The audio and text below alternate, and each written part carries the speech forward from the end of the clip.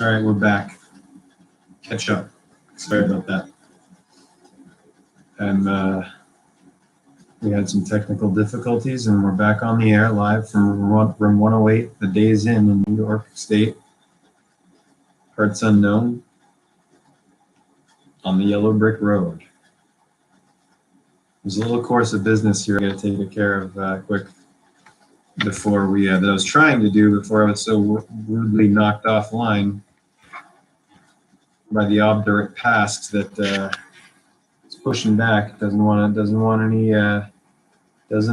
let go. It doesn't want to let go, but it will. It's inevitable. Light trumps dark. Trump and Biden. It does. There's no getting around that. You only have one play at this juncture. You've played all your cards, and your one play is down on your knees, begging for mercy for your crimes against humanity and Mother Earth, nature, and God. They're all interchangeable, by the way. All those three: humanity, Mother Earth, nature, and Father God, sky, sun, stars, heavens, star goddess, star god, Isis, Osiris, Orion. Where did I leave off on this morning? I'm going to get this done. So, the awesome yellow planet of Tatooine emerges from a total eclipse, her two moons glowing against the darkness. A tiny silver spacecraft, a rebel blockade runner, firing lasers from the back of the ship, races through space. It is not pursed. It's not pursed. It's pursued by a giant Imperial Star Destroyer. Hundreds of deadly laser bolts streak from the Imperial Star Destroyer, causing the main solar fin of the rebel craft to disintegrate. Interior rebel blockade runner, main passageway. An explosion rocks the ship as two robots, R2-D2 and C-3PO, struggle to make their way through the shaking, bouncing passageway. Both robots are old and battered. R2 is a short, claw-armed tripod. His face is a mass of computer lights surrounding a radar eye. 3PO, on the other hand, is a tall, slender robot of human proportions. He has a gleaming bronze-like metallic surface of an Art Deco design. Another blast shakes them as they struggle along their way. 3PO. Did you hear that? They've shut down the main reactor. We'll be destroyed for sure. This is madness. Rebel troopers rush past the robots and take up positions in the main passageway. They aim their weapons toward the door. 3PO. We're doomed! The little R2 unit makes a series of electronic sounds that only another robot could understand. 3PO. There'll be no escape for the princess this time. Oh, sorry. There'll be no escape for the princess this time.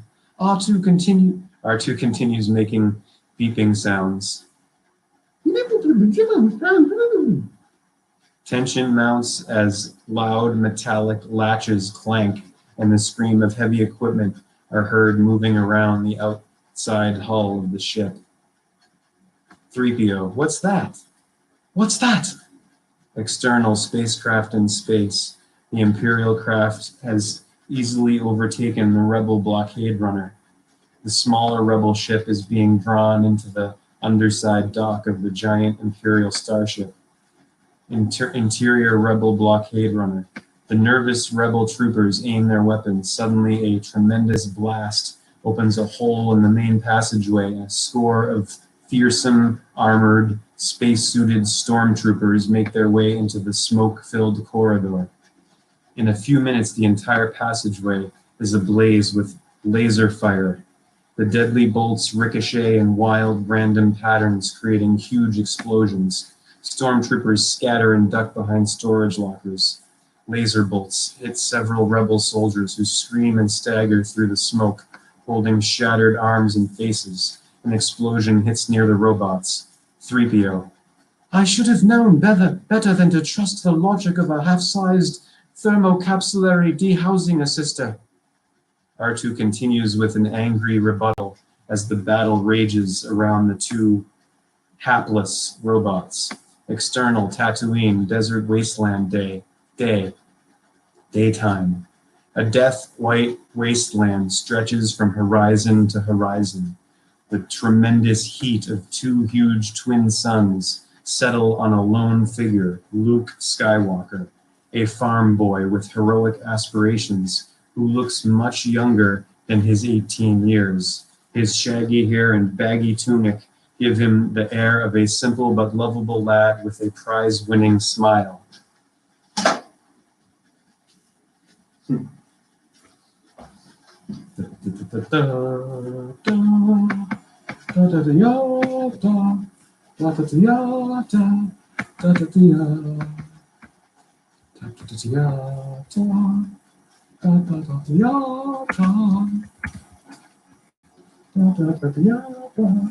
My little child says, just you shut your mouth. Are you really listening to me, or are you looking at the fox with the microphone up to her mouth?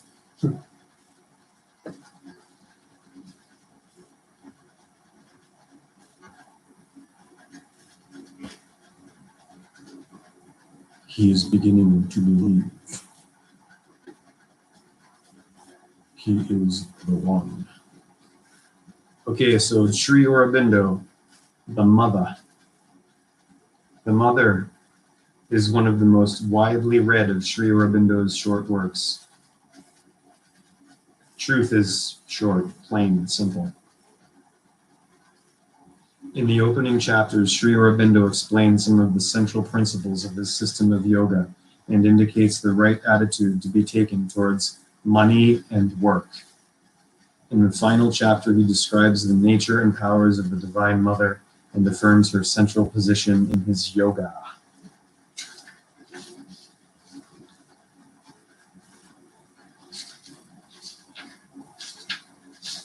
Hare Krishna, Namaste, Aloha, Hallelujah. 1. There are two powers that alone can effect in their conjunction the great and difficult thing, which is the aim of our endeavor, a fixed and unfailing aspiration that calls from below, and a supreme grace from above that answers. I'm going to just repeat that real quick here. There are two powers that alone can effect in their conjunction the great and difficult thing, which is the aim of our endeavor, a fixed and unfailing aspiration that calls from below, and a supreme grace from above that answers.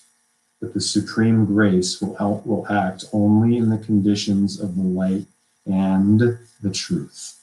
It will not act in conditions laid upon it by the falsehood and the ignorance.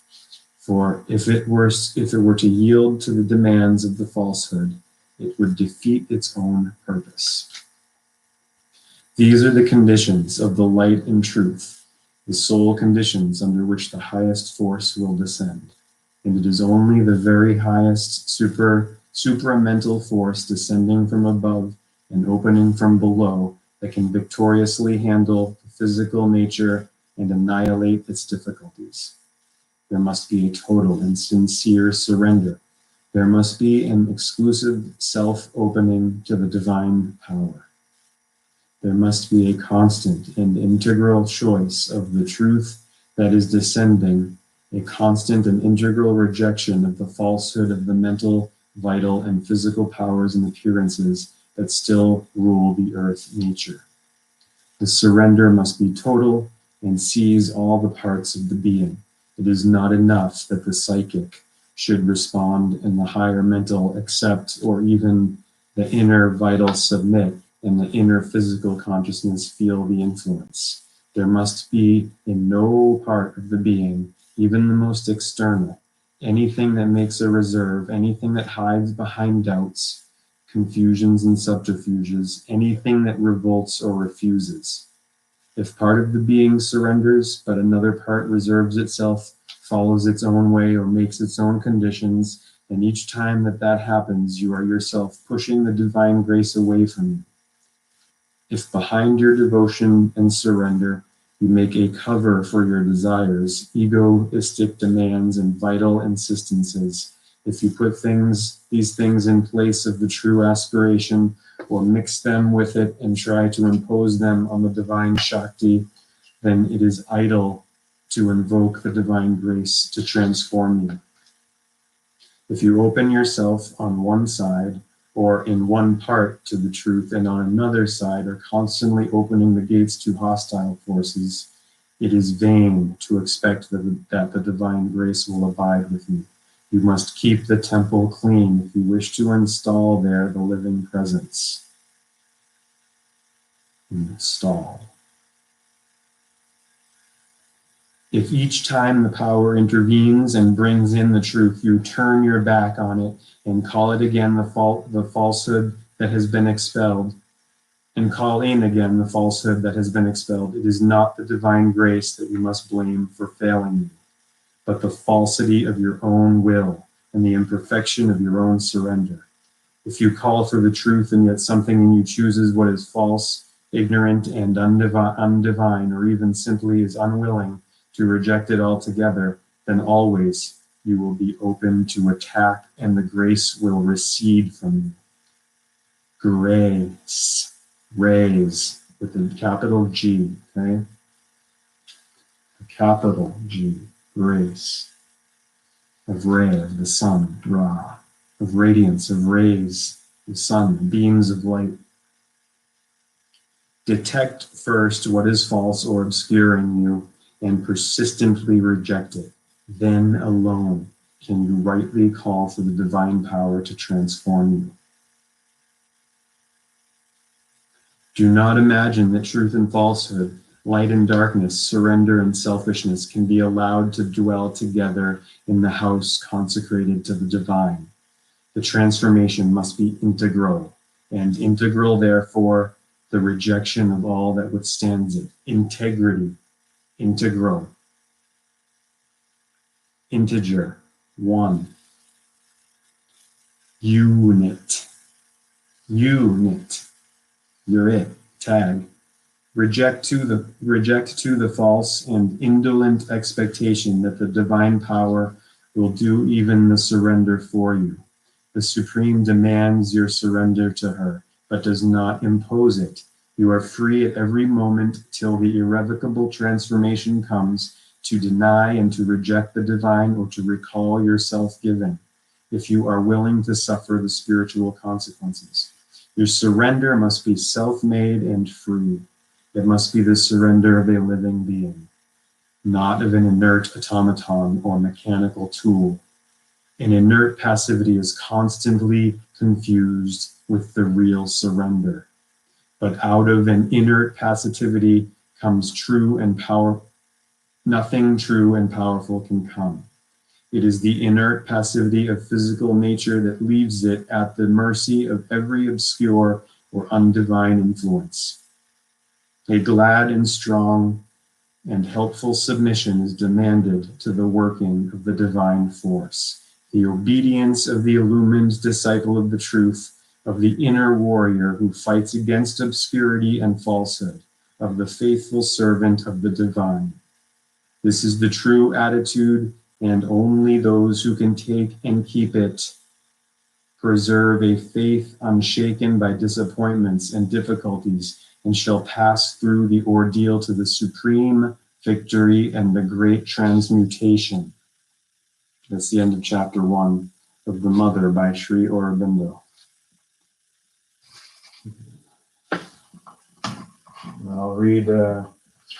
I'll open this, do some divination with this Srimad Bhagavad Gita Beginner's Chanting Book, English Phonetic Transliteration. With your mind fixed on me, the Supreme Self, Arjuna, dedicate all your actions to me and be free from attachment and desire. Thus freeing yourself from grief, fight the battle. Srimad Bhagavad Gita, verse 149.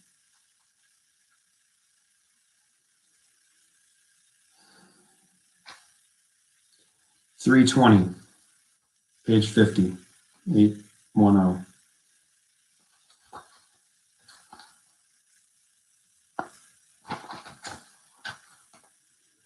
Prayana Kalimanasa Shalana Bhaktaya Yukto Yoga Balena Shaiva Bruvur Madhye Pranam Aiveshya Samyak Satam Param Parusham Upaiti Divyam.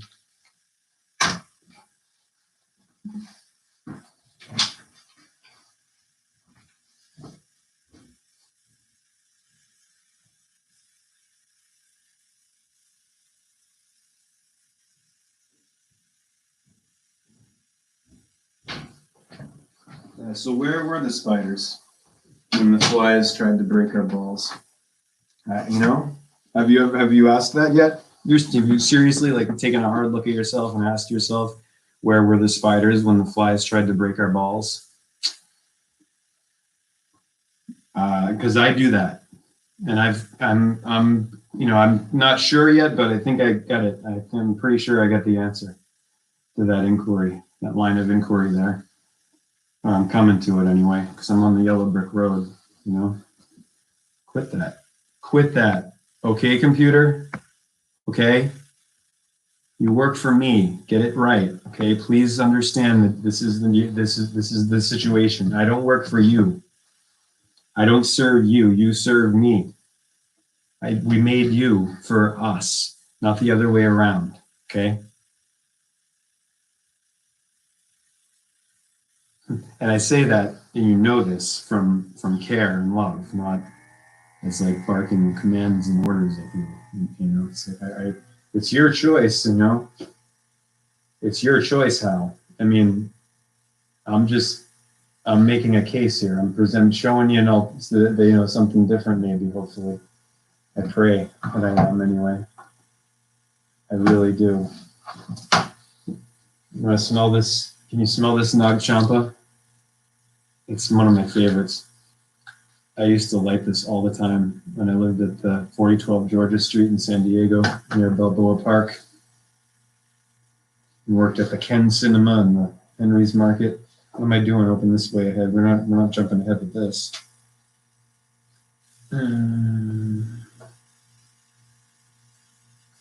When Dora, did I already read that? Yeah, I did. I guess I did. When Dorothy was left alone, she began to feel hungry, so she went to the cupboard and cut herself some bread, which she spread with butter. W. Dorothy, gift of God. Theodore, Matthew. So she went to the cupboard and cut herself some bread, which she spread with butter. She gave some to Toto, and taking a pail from the shelf, she carried it down to the little brook and filled it with clear, sparkling water. Toto ran over to the trees and began to bark at the birds sitting there. Dorothy went to get him and saw such delicious fruit hanging from the branches that she gathered some of it, finding it just what she wanted to help out her breakfast.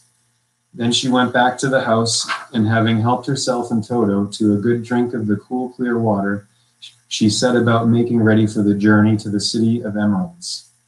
Dorothy had only one other dress, but that happened to be clean and was hanging on a peg beside her bed. It was gingham with checks of white and blue, and although the blue was somewhat faded with many washings, it was still a pretty frock. The girl washed herself carefully, dressed herself in the clean gingham, and tied her pink sunbonnet on her head. She took a little basket and filled it with bread from the cupboard, laying a white cloth over the top. Then she looked down at her feet and noticed how old and worn her shoes were. "They surely will never do for a long journey, Toto," she said, and Toto looked up into her face with his little black eyes and wagged his tail to show how he knew what she meant. At that moment, Dorothy saw lying on the table the silver shoes that had belonged to the Witch of the East. "I wonder if they will fit me," she said to Toto. "They would be just the thing to take a long walk in, for they could not wear out." She took off her old leather shoes and tried on the silver ones, which fitted her as well as if they had been made for her. Finally, she picked up her basket. Leave off there for now. And I no longer have my Blue Rose Task Force anti-business card here to use as a bookmark because I gave it to Eric at Panera today in Connecticut. Eric, thank you so much for warning me about 84 and sending me on the roads less traveled because I was just going 84. Thanks for getting me off 84 and taking the roads less traveled and getting me right here in room 108, brother man. And for taking the time out of, being you're on the clock there, but it wasn't, it was a slow store, and I was a little stern for a second with you about the clock, and now I wasn't in a rush. So like, why can't you give me the time? But you felt me, and thank you, brother. Seriously, thank you for getting me on this track, because this trip today up 55 and 44 through New York was like one of the most delightful and unbelievable legs of road trip I've had in my entire life. It's actually the most extraordinary leg of any road trip I've had thus far. Just because, and then it's because it's like anything, it has to do with where you're at in yourself, your experience. It isn't just, I don't have to explain that, right? No, I don't. Seriously, I mean, it's unbelievable that anyone would, whatever. God love you. Because, I love you.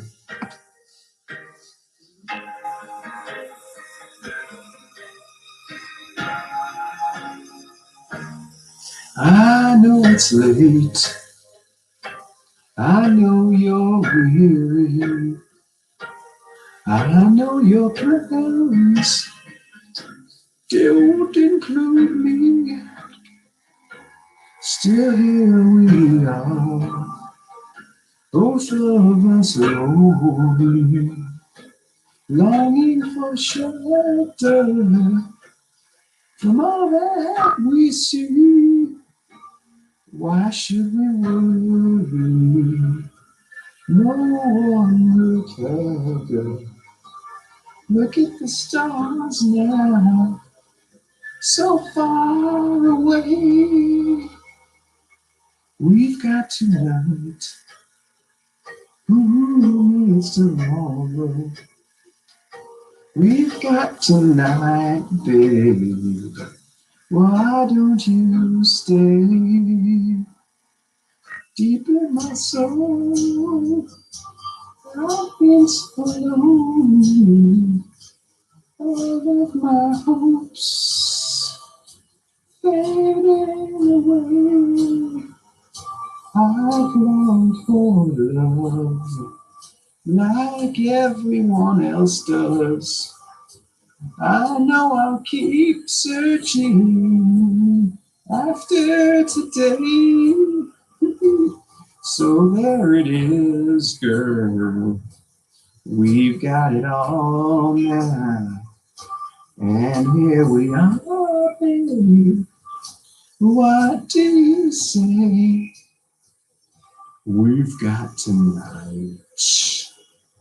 Who needs tomorrow? We've got tonight, baby. Why don't we stay? I know it's late and I know you're weary. I know your plans don't include me. Still here we are, both of us lonely. Both of us lonely. Well,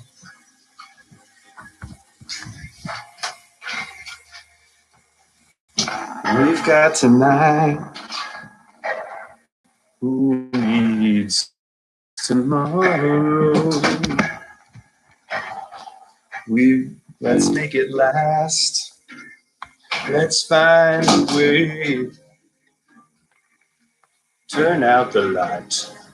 Oh, come take my hand now. We've got tonight, babe. Why don't we stay? We've got tonight, babe. Why don't we stay in room 108?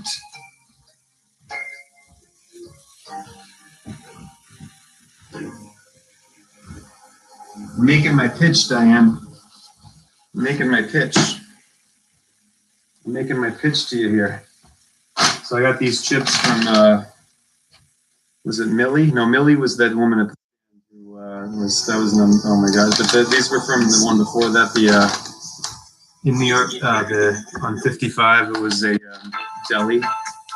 And she gave me a bagel. I bought these. I said, if I give you $5 to use the bathroom, she said, no public restroom. She said, sure.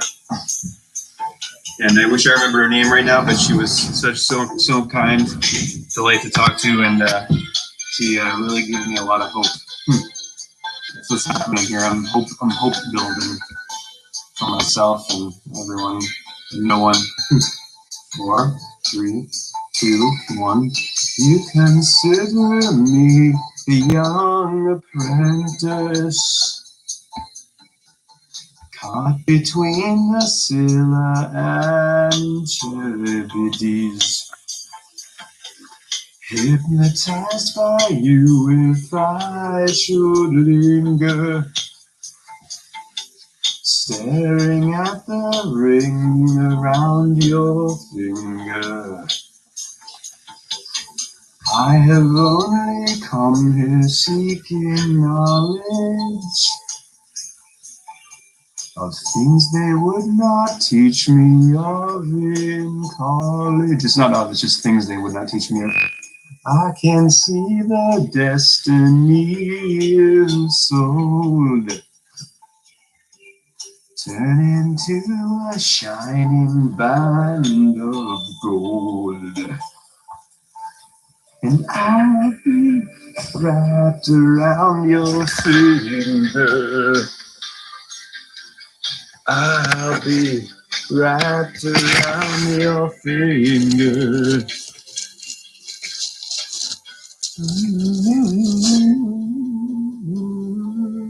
Oh no, my mic, hold on.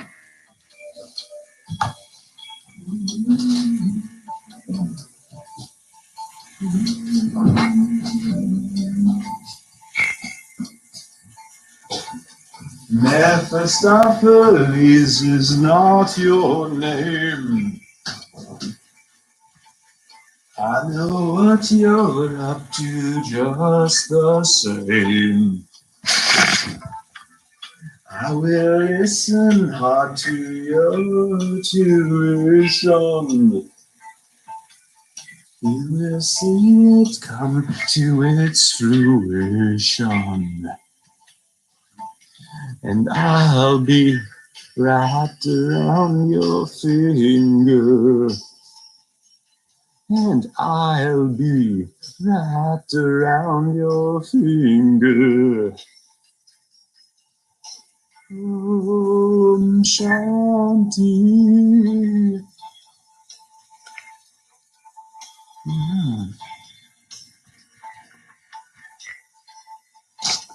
Haven't you noticed? I ate the lotus. Devil and the deep blue sea behind me. Vanish in the air, you'll never find me. I will turn your face to alabaster. When you'll find your servant is your master. You'll be wrapped around my finger. Wrapped around my finger. Wrapped around my finger. Oh, you will, Diane. Mine.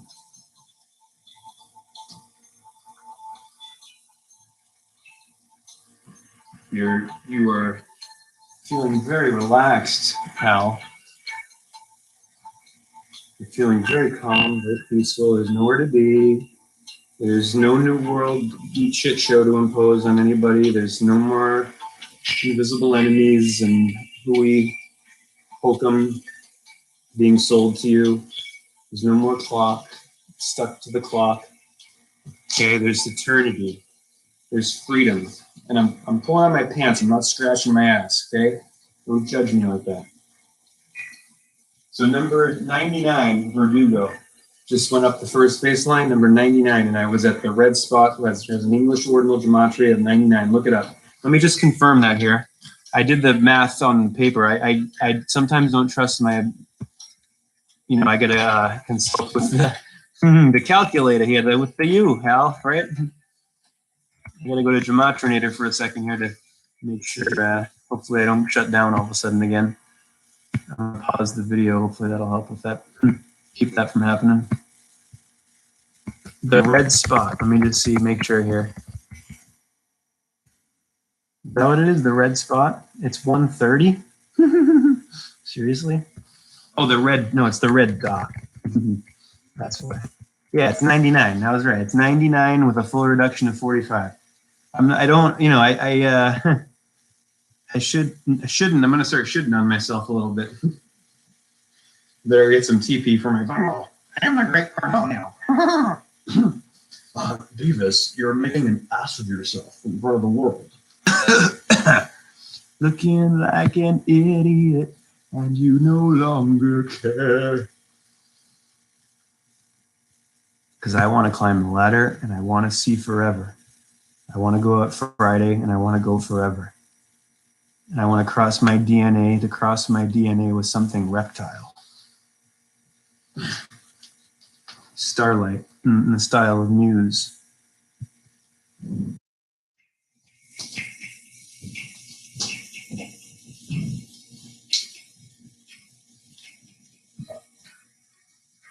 This is such a good song.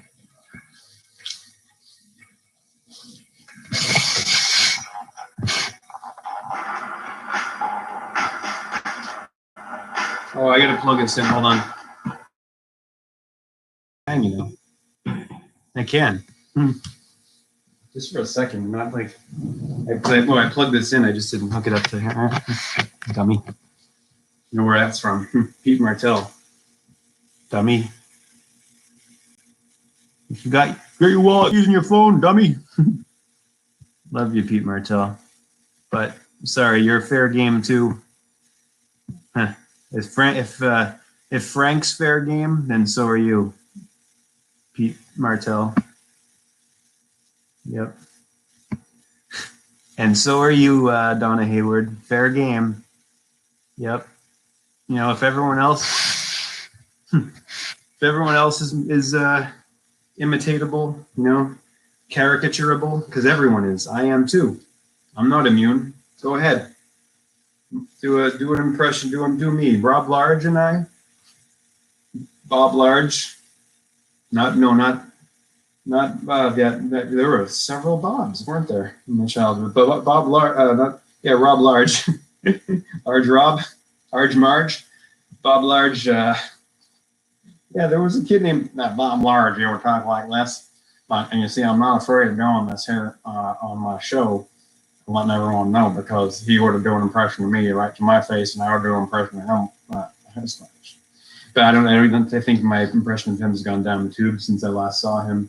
But let me tell you, that guy was and is probably now. I don't know, but had artistic genius in abundance. He was a wizard. In his teens, was doing these but I mean, he never touched psychedelics. He was very sober-minded. A little too much. He was almost like Dr. Spock. Like none of that. Like that is highly illogical.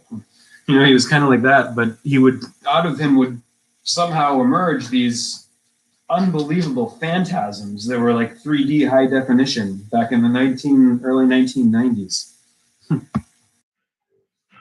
far away. This ship is taking me far away from the memories of the people who care if I live or die. Well, starlight, I will be chasing the starlight until the end of my life. I don't know if it's worth it anymore. Hold you in my arms. I just wanted to hold you in my arms. My life, you electrify my life. Let's conspire to ignite all the souls that would die just to feel alive.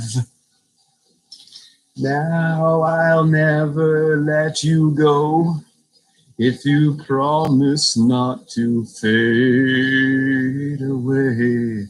Never fade away. Our hopes and expectations, black holes and revelations. Our hopes and expectations, black holes and revelations.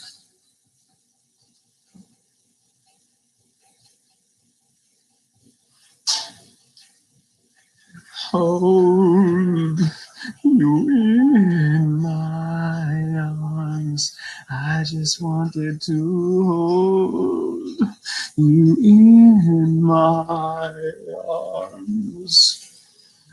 Far away, this ship is taking me far away from the memories of the people who care if I live or die. I'll never let you go if you promise not to fade away, never fade away. Our hopes and expectations, black holes and revelations. Our hopes and expectations, black holes and revelations. Hold you in my arms. I just wanted to hold you in my arms.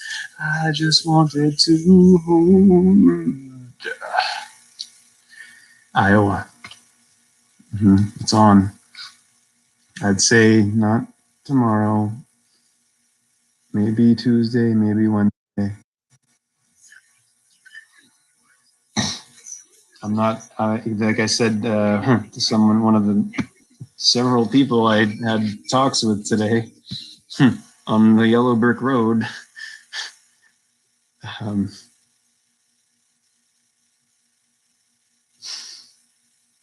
I said, I'm not on the schedule. I don't have to arrive in Iowa at any time. I'll get there when I get there. And I said that. Did I say that to? Which one did I say that to? It doesn't. It's just the fact that that came out of me, and it's like, and that's where I'm at now. It's like it's just so. Yeah, I can't even tell you what the feeling of it and how. Do you realize that happiness makes you cry? Do you? Gosh.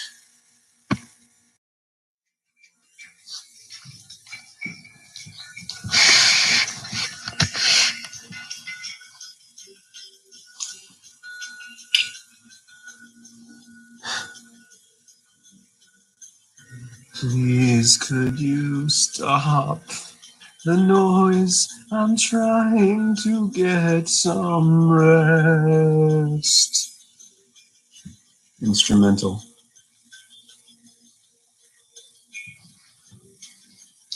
From all the unborn chicken voices in my head. Instrumental. What's that?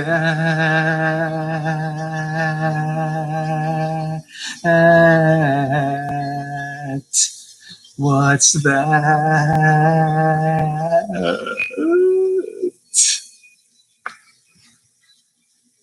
Instrumental.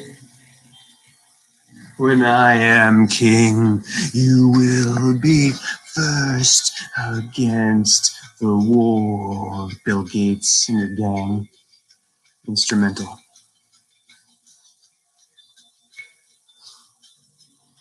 With your opinion, which is of no consequence at all.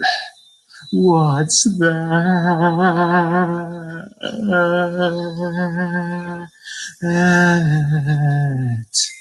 What's that?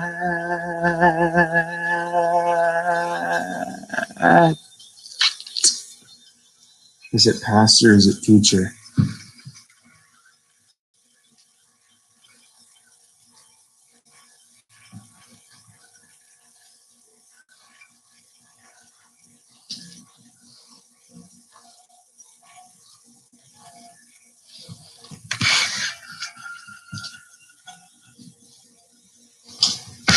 Ambition makes you look pretty ugly.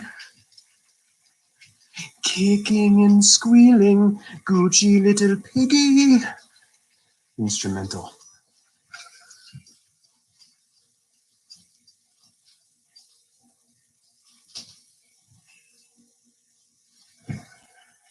You don't remember. You don't remember. Why don't you remember my name? Off with his head, man. Off with his head, man. Why don't you remember my name? I guess he does. I guess he does.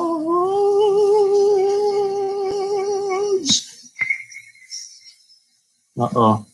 Copyright. I was doing it at normal speed. They're going to take it down. Paranoid Android. A perfect moment to realize that.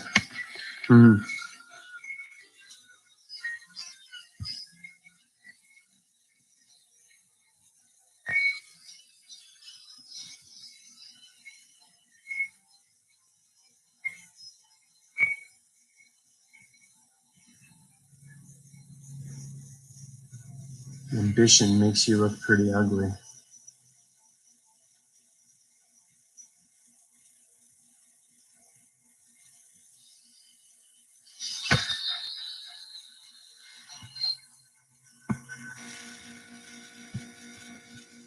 I'm going to take a break. Yeah, 41. See you in a little bit.